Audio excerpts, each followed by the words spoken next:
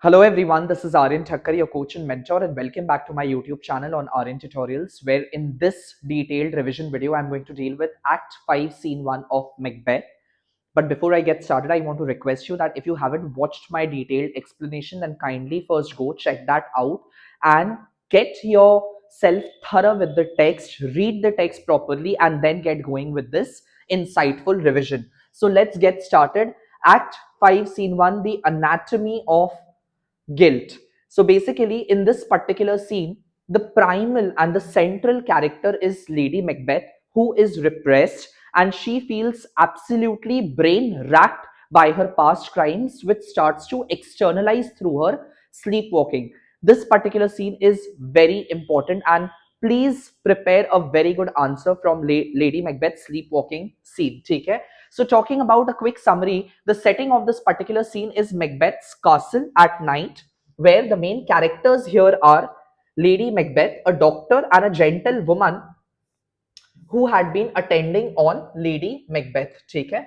Macbeth's castle at night. Characters are Lady Macbeth herself, who is in her subconscious state, Lady Macbeth, a doctor, and a gentlewoman. The gentlewoman reports to the doctor that Lady Macbeth has been sleepwalking every night, which is a depiction of her. It is a depiction of her troubled. It is a depiction of her troubled mind. Her mind is racked, her mind is feeling tortured by her past crimes. Okay? Now, getting into quick summary, here Lady Macbeth enters with a taper, with a candle.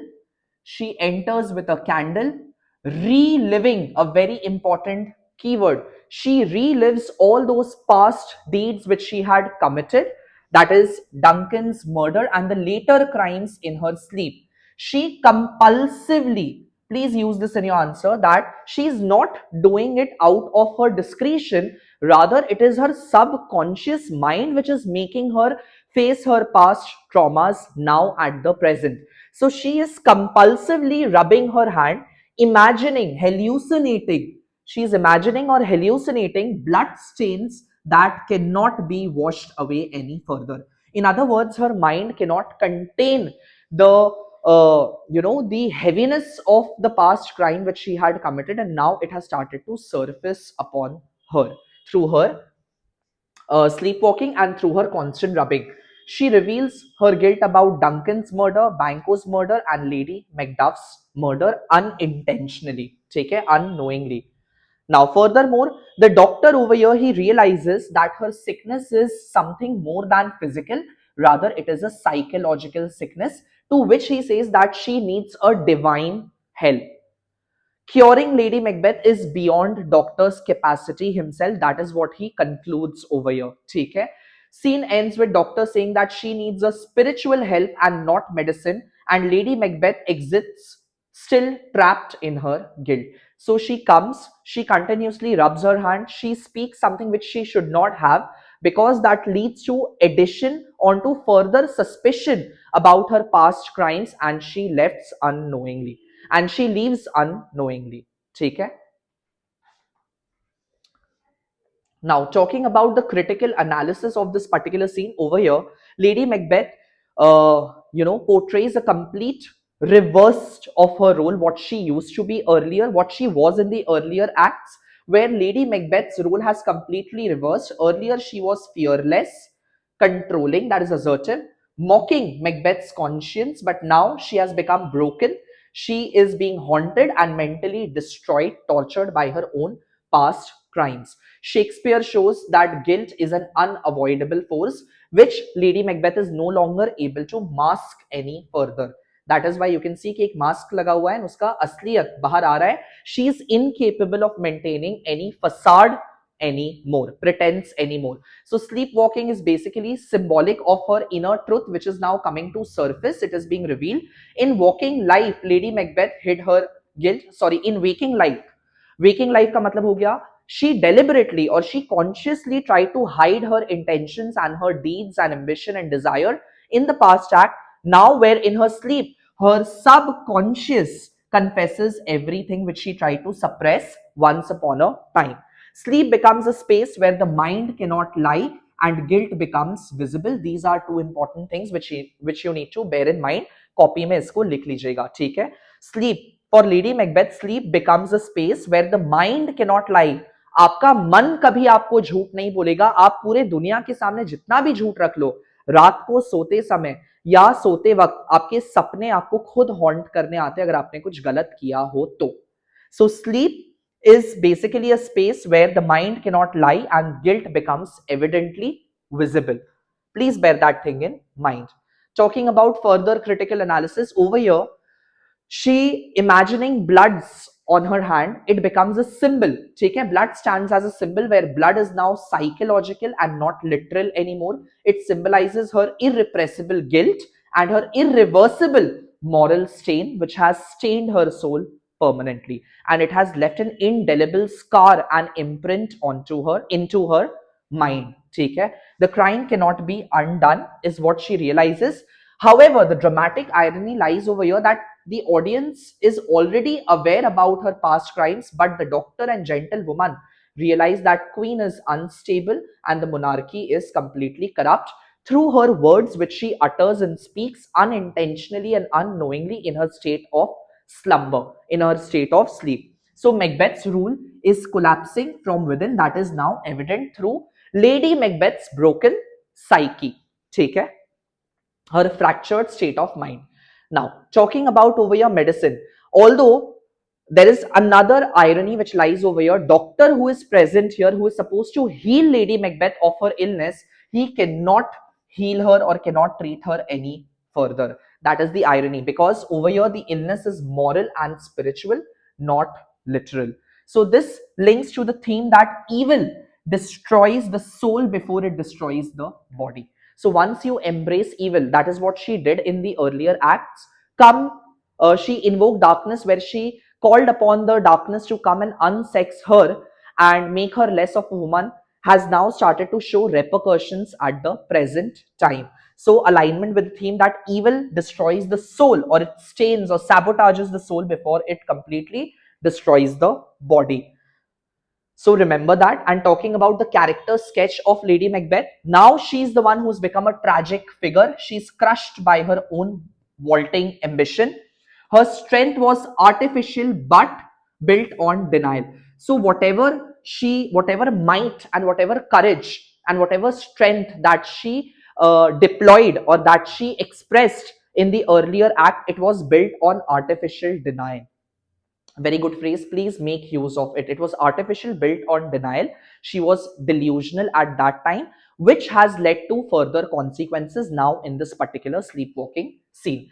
And once the engine of Duncan's murder has now become a victim of guilt, she has become a victim of her own traumas and her own guilt. Her downfall proves that she can provoke murder but cannot live with its consequences. Although she was the one who pushed Macbeth to the edge to commit the act of regicide, but she herself cannot live or hold onto those consequences, or she is incapable of confronting her own past crimes which she had committed. So her mind becomes a reminder of her punishment. At the same time, the doctor and gentle woman, although they are very passive, or they are the minor characters, still they are important in the scene, because here the doctor becomes the voice of reason and moral judgment. He morally understands that what is the condition of Lady Macbeth, and his incapability of curing her shows that since या पाप करने का कोई भी प्रायश्चित नहीं होता है. You have to undergo your own way of confronting your sins, and you have to make amends for that in some way or the other by self-inflicting pain onto yourself, whether you want it or you don't want it. ठीक है? So he represents society witnessing the collapse of tyranny, and his line suggests that guilt is beyond medicine. On the other hand, this gentle woman, she represents the normal human fear and shock. She is absolutely bewildered, surprised, stunned by this act, by the spectacle of Lady Macbeth, and her silence.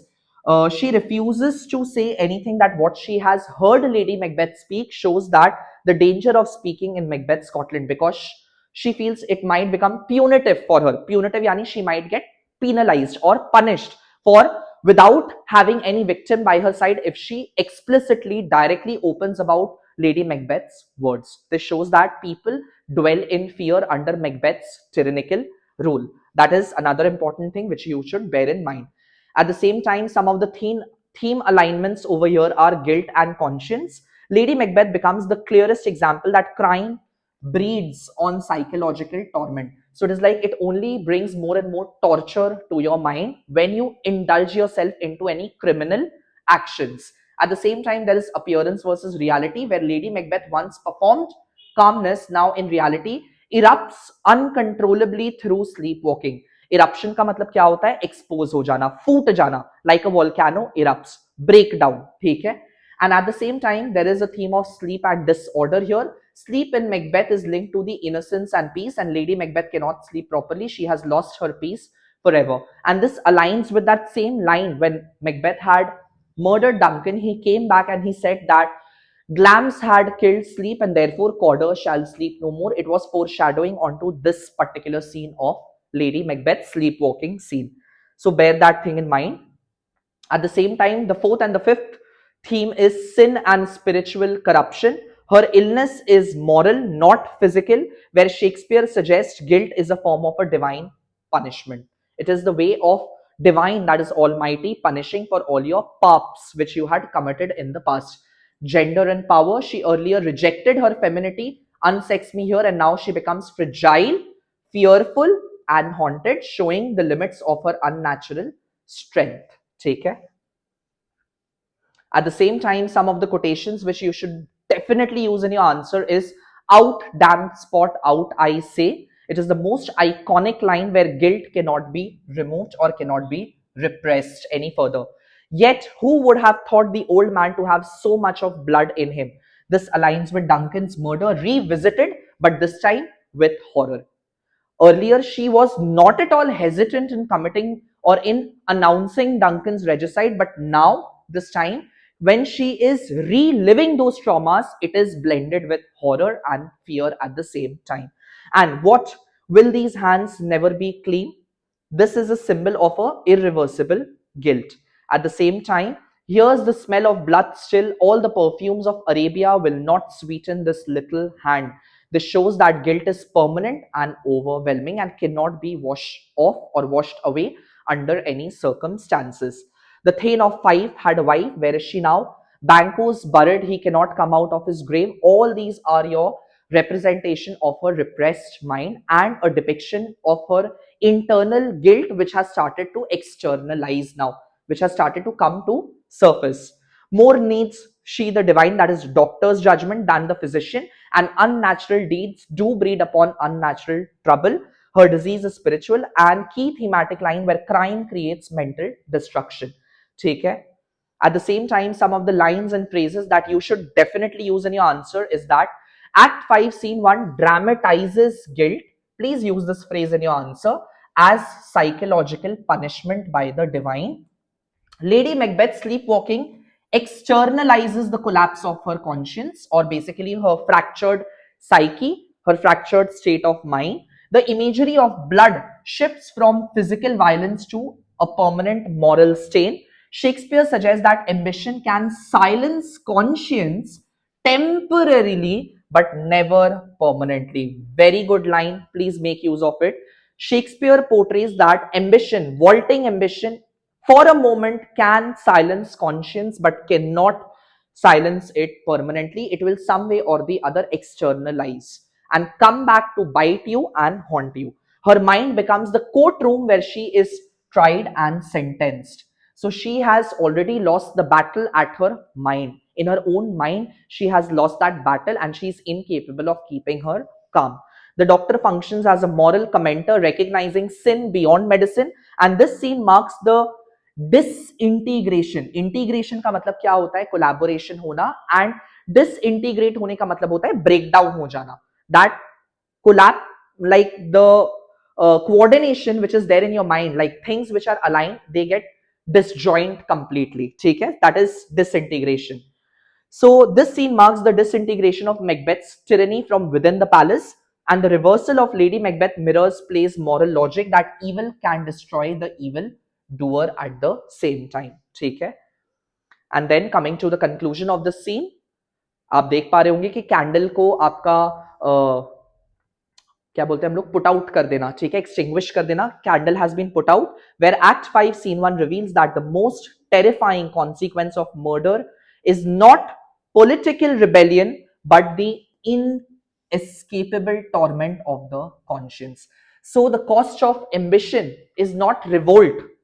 Primarily it is not revolt. जो आपके लोग आपके खिलाफ जाएंगे वो तो बात का बात है, सबसे पहले आप खुद अपने नजर में ही हार जाओगे. ठीक है? So it is basically the inescapability of the torment of conscience. So when your subconscious will come to bite you, you won't be able to escape that, no matter how hard you try to escape your allies or the people from whom you have tried to avoid any suspicion. ठीक है? So with this, we come to the end of Act 5, Scene 1. I hope this revision video helps. And if you're liking my content and you want me to make more such content, then do let me know in the comment section below. I really love the comments which you put out. I hope you're having a great time preparing for your examination. Till then, keep smiling, keep studying. Take care. Bye-bye.